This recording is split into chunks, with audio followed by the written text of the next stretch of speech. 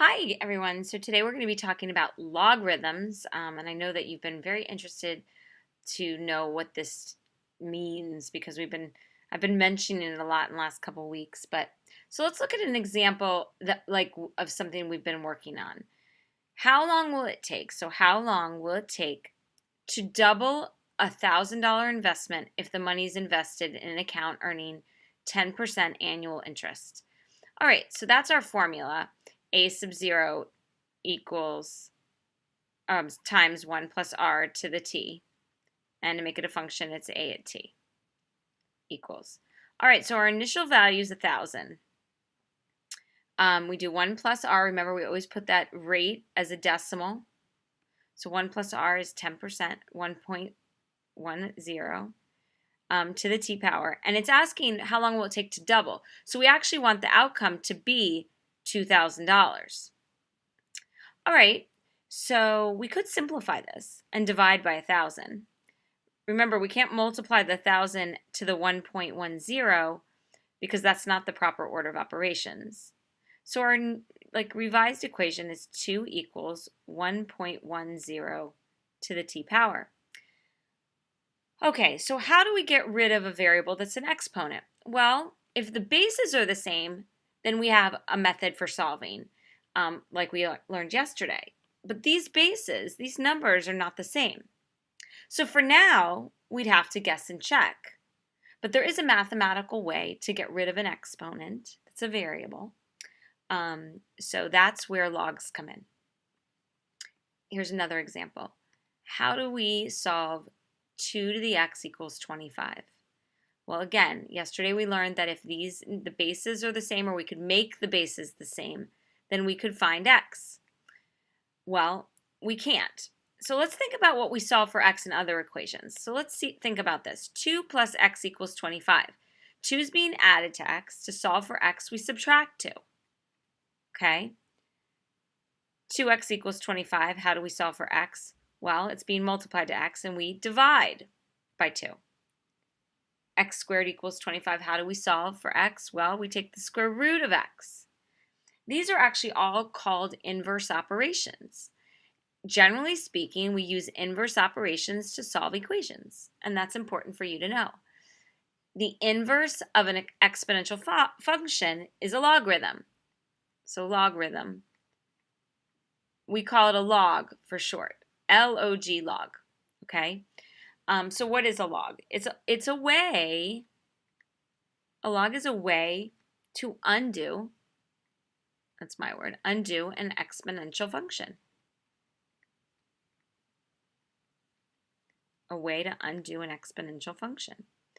All right, so the formal definition is let b and y be positive numbers and b equals 1, the log of y with base b can be written, okay, so this is funny, log base of b, so it's like a sub, okay, of y equals x, okay?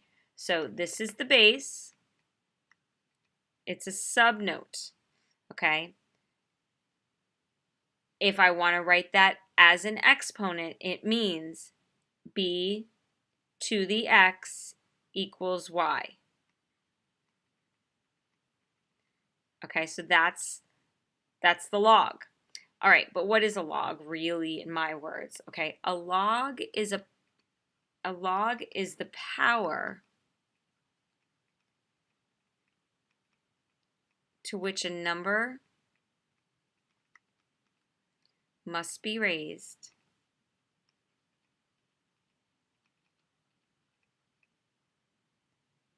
in order to get some other number. All right, so let me erase what I got over here and give you an example. Okay, so here's an example. If I write log base 10 of 100, the solution to this is saying 10 to what number equals 100? So 10 to the 2 power equals 100. So this whole expression is equal to the number 2. All right, so let's talk about how we're going to solve them. First, we have to be able to write things that are exponentially written in log form. So 4 squared equals 16 in log form is this is the base, and this is the log, and this is the power. Okay, so watch. Log base 4 of 16 equals 2. Think of, you're asking yourself, 4 to what power equals 16? 4 to what power equals 16? All right, you try. Try it, pause. Okay, so hopefully you tried to manipulate what I did. It's log base 8 of 64 equals 2 because 8 to the 2 power equals 64. All right, writing a log in exponential form. You work backwards. I work like in a circular motion. 4 to the 3 equals 64. Try this one. Log 3 to the 3 equals 27. It works the other way as well. If I gave you 3 equals log 3, 27.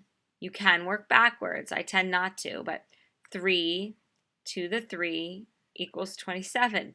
So it's the base raised to a number equals the log. All right, well, there's a way to solve it pretty quickly to do it without a calculator.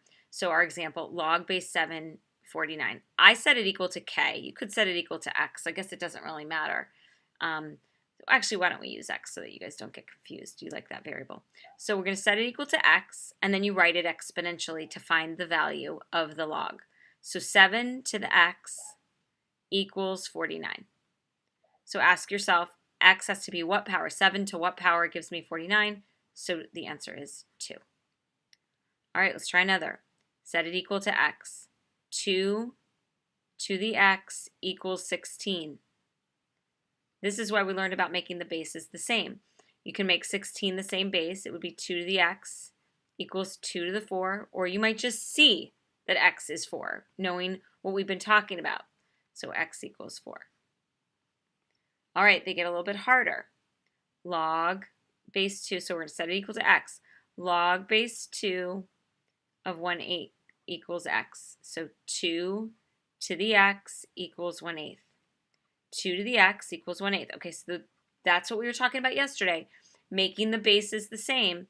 All right, so we have to think about this. 8 can be a base 2 number because it can be written as 1 all over 2 cubed. But I need it to be up in the top. It needs to be a single base. So I'm going to bring it up by making it negative. So 2 to the x equals 2 to the negative 3. The 2's cancel, so x equals negative 3. So this log, it actually means negative 3.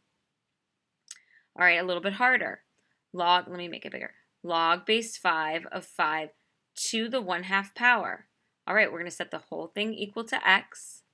So 5 to the x equals 5 to the 1/2.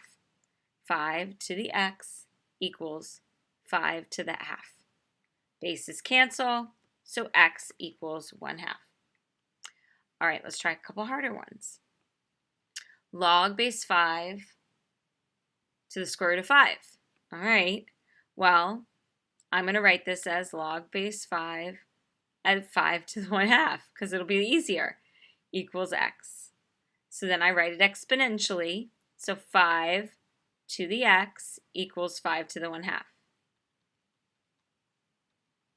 Another one that x equals 1/2, so that log just means 1/2. All right, slightly harder. 6 to the 6th root of 6. So we're going to set it equal to x. So 6 to the x equals the 6th root of 6. 6 to the x equals the 6th root of 6. Okay, so we're going to write that with rational exponents. So 6 to the x equals 6 to the 1/6. And there you can see the 6's cancel, so x equals 1/6. Getting the hang of it? All right.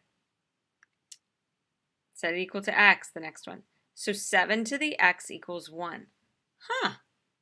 7 to the x equals 1. What does x have to be?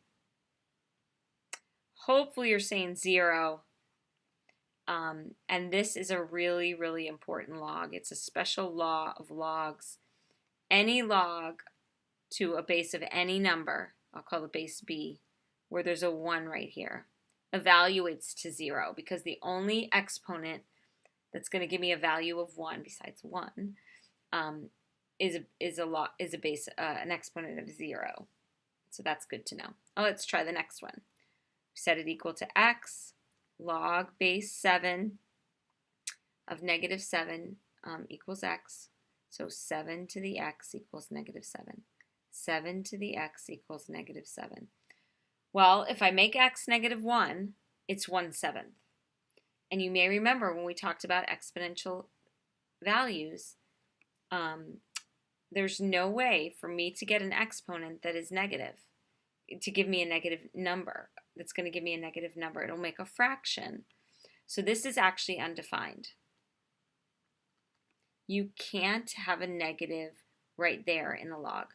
No negatives allowed. It's not in the domain. So no negatives allowed. All right, so there's some other general facts to know. The common log, and that's the one that's on your calculator, has a base of 10. So if you want to locate the button on your calculator, it just says log. Anytime you use that button, it means that this base right here is 10, okay? Your calculator button will only work on base 10, okay? I want you to look at it now. So meaning if I write log 5 with no base written, it's assumed that the base is 10, and you have to know that. So if I don't write a base, then the base is 10. All right, I also have to introduce, drum roll, the natural log. Natural logs have a base of e. Remember that number e, 2.718, that we talked about, that occurs in compound interest?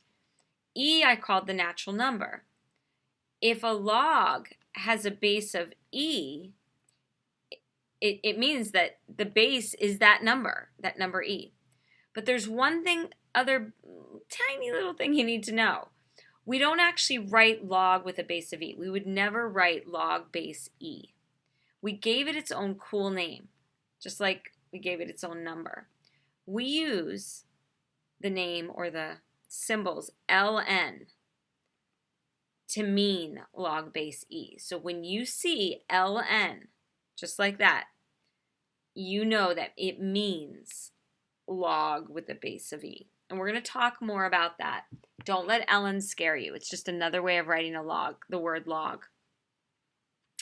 All right, so on the next page, there are 2 bonus points that I want you to try. See if you can figure them out. See if you can get a number and they're worth bonus points. And tomorrow in class, we'll be working on pages 6 and 7, practicing all of this. Because although it's easy, it can get a little tricky when I throw in exponents and negatives and roots. Okay? All right, guys, have a great day.